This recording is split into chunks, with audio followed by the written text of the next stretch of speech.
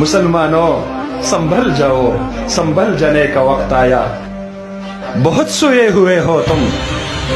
اب ہوش آنے کا وقت آیا، جلا ڈالی تھی تم نے کشتیاں اندلس کے ساحل پر، مسلمانوں وہی تاریخ دہرانے کا وقت آیا، جہاں سے 313 چلے تھے تم مسلمانوں، انہی ماضی کے راہوں پہ پلٹ جانے کا وقت آیا، تپش سورج سے لو اور آسمان سے بجلیاں چھینو، کفر کے آشیاں پہ بجلی برسانے کا وقت آیا، کفر کے آشیاں پہ آگ برسانے کا وقت آیا، بھڑک اٹھتے ہیں پھر سے آتش نمرود کے شعلے،